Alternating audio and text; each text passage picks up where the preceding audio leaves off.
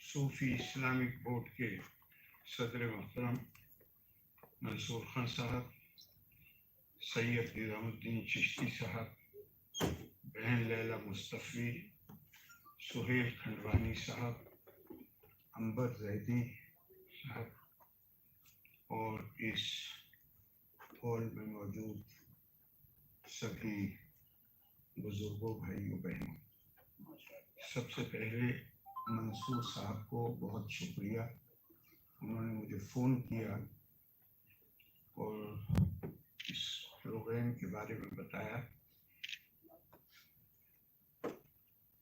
صوفی اقدار، صوفی سوچ کے بارے میں بات کرنے کے لیے کہ اس سے ہم اپنی قومی یکجہتی کو کیسے تقویت دے سکتے ہیں، آپ اکٹھے ہوئے ہیں۔ تو میرے لیے کچھ سوچنے کی بھی بات نہیں تھی، میں نے فوراً حامی بھری اور مجھے بہت خوشی ہے کہ میں یہاں پر آپ کے بیچ موجود۔ تشریف لائیے، بیٹھیے۔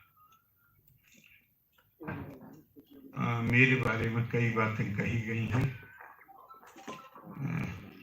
خود سن کے بھی خود کو یقین نہیں ہوتا ہے، تو اتنا ہی کہہ سکتا ہوں کہ اپنی تعریف سن کے یہ سمجھو حق بیانی نہیں، نوازش ہے۔ آپ کی اس نوازش کے لیے بہت بہت شکریہ۔ فارسی میں ایک کہاوت ہے، صوفی چے است، صوفی چیست، صوفی کون ہے؟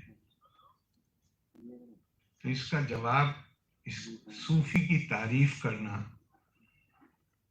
ہم جیسے چھوٹے لوگوں کو تو چھوڑیے، جو بزرگ تھے انہوں نے بھی اس کی تعریف نہیں کی، اس کا جواب دیا صوفی صوفی است، صوفی صوفی ہے۔ اس کو پریبھاشت، ڈیفائن یا اس کی تعریف الفاظ میں ممکن نہیں، اور مجھے بہت خوشی ہے کہ آپ نے یہاں بار بار مولا علی کا ذکر کیا ہے۔ تو مولا علی کا ایک جملہ ہے جو مجھے تعریف کے کہیں نزدیک نظر آتا ہے، یا جس کو ہم مان سکتے ہیں کہ ہاں یہ صوفی کی تعریف ہے۔ مولا کہیں تشریف لے جا رہے تھے، کسی شخص نے شرارتاً ان کو روکنے کی غرض سے سوال کیا کہ مولا جائیے گا بات کو، پہلے مجھے دین کی تعریف بتا دیجیے، کہ میرے نزدیک دین کی تعریف اور صوفی کی تعریف سے کوئی فرق نہیں۔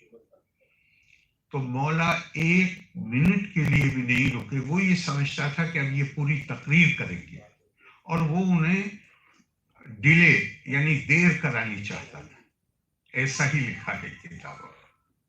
لیکن وہ ایک منٹ کے لیے بھی نہیں رکے، گھوڑے کی ایک رکاب میں پیر ڈال کے دوسری طرف پیر ڈالنے سے پہلے انہوں نے کہا کہ العظمۃ لامر اللہ والشفقۃ لخلق اللہ،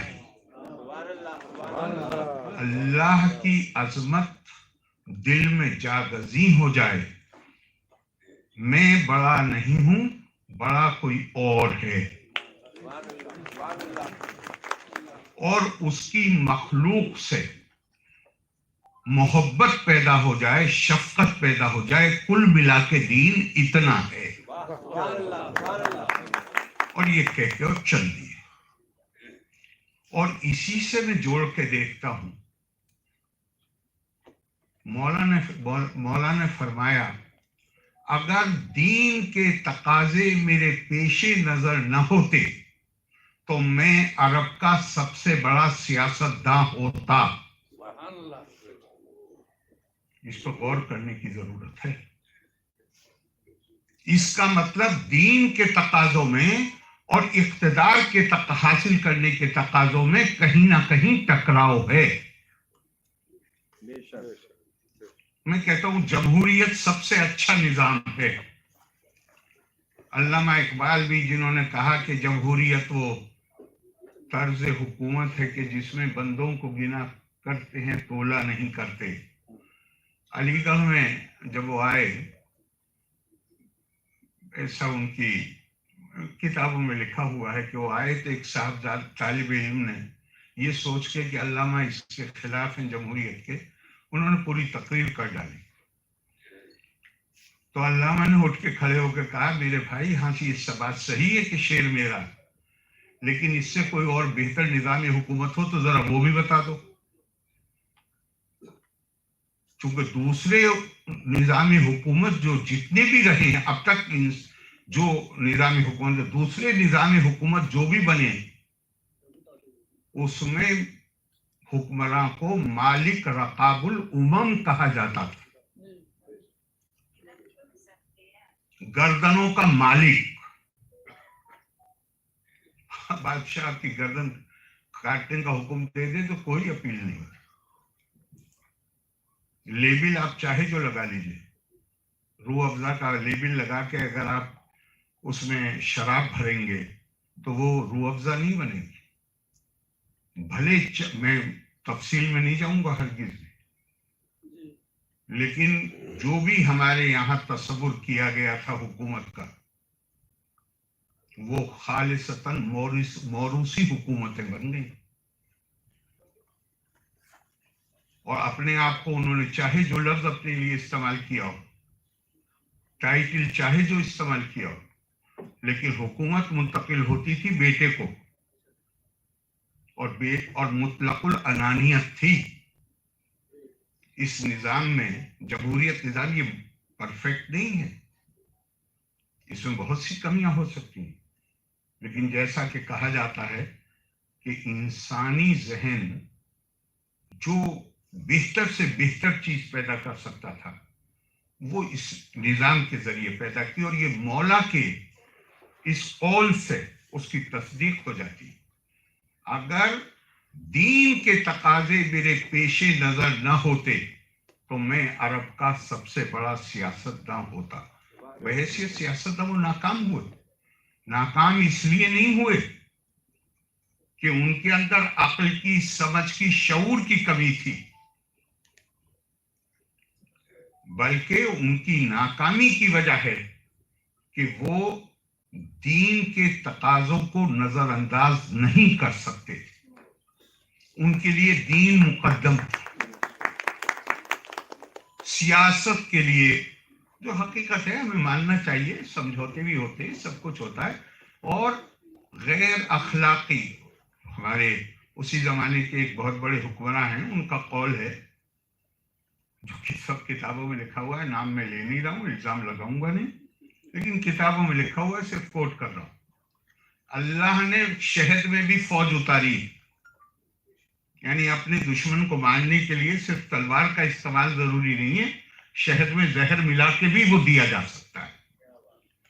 اور لگاتار ایک دو واقعات نہیں لکھے ہوئے ہیں، بہت واقعات لکھے ہوئے. جب خالد بن ولید کے بیٹے کو زہر دے کے مارا گیا تو ان کے بھتیجے نے جا کے اس طبیب کا قتل کر دیا جس نے ان کے بیٹے کو مارا تھا، جو ہمس کے گورنر تھے. اور پھر اس کے بعد وہ حکمران وقت کے دربار میں پہنچا، اسے گرفتار کر کے لایا گیا. اس سے پوچھا گیا کہ تم نے کیوں مارا طبیب کو؟ اس نے کہا ابھی تو زہر دینے والے کو مارا ہے، اب میں زہر دلوانے والے کو بھی ماروں.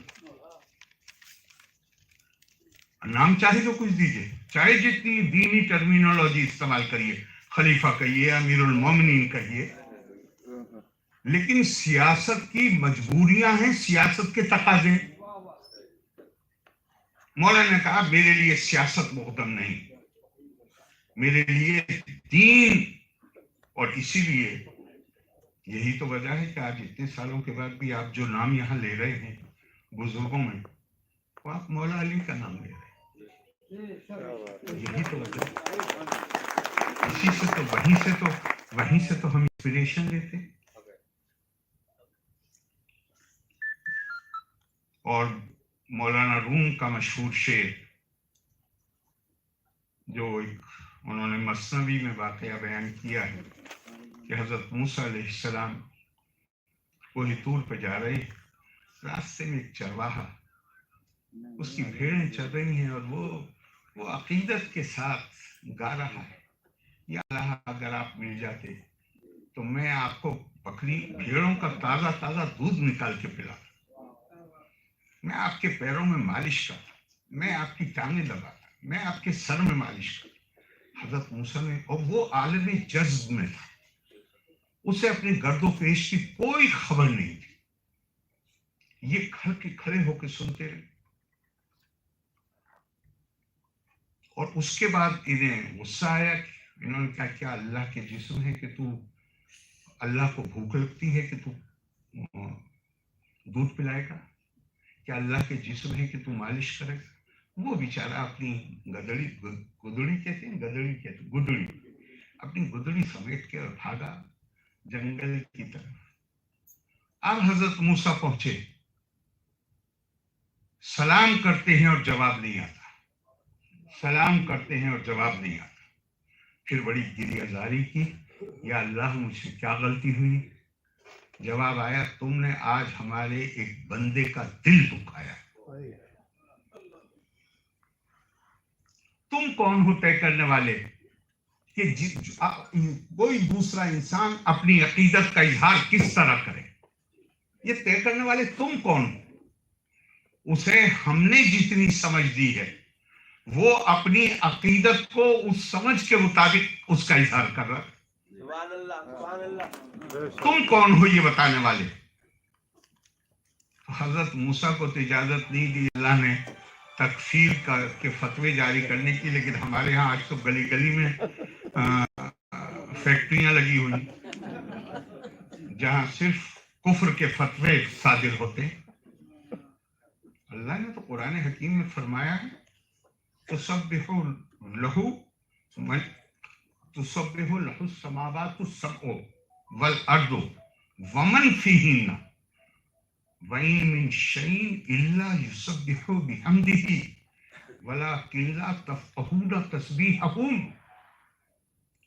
زمین اور آسمان کے بیچ کوئی چیز ایسی نہیں ہے جو ہماری حمد و ثنا میں نہیں، وہ کوئی ہے ہی نہیں. وَإِن مِّن شَيْءٍ، کوئی چیز ہے ہی نہیں جو ہماری حمد و ثنا نہ کر رہی.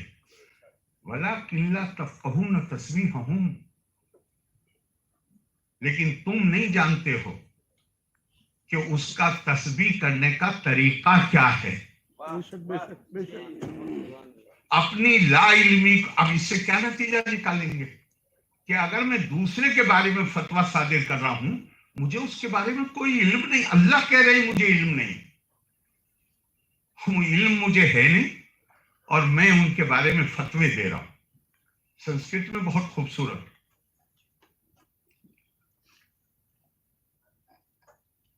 کہ اس دنیا میں کوئی ایسا نہیں ہے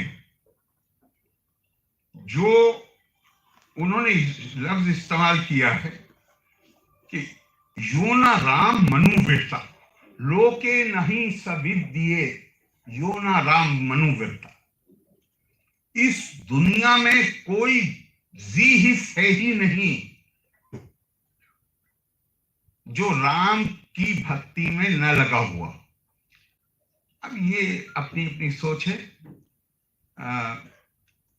رام کا نام ہندوستان میں راجہ دشرت کے یہاں رام پیدا ہونے سے پہلے بھی رام کا نام استعمال ہوتا تھا. ان کے پیدا ہونے سے مہاتما گاندھی نے لکھا ہے، کبیر کی تو پوری شاعری یہی، تو کہتے ہیں کہ کوئی ہے ہی نہیں، لوکے نہیں سبد دیے یو نہ رام منو. کیوں؟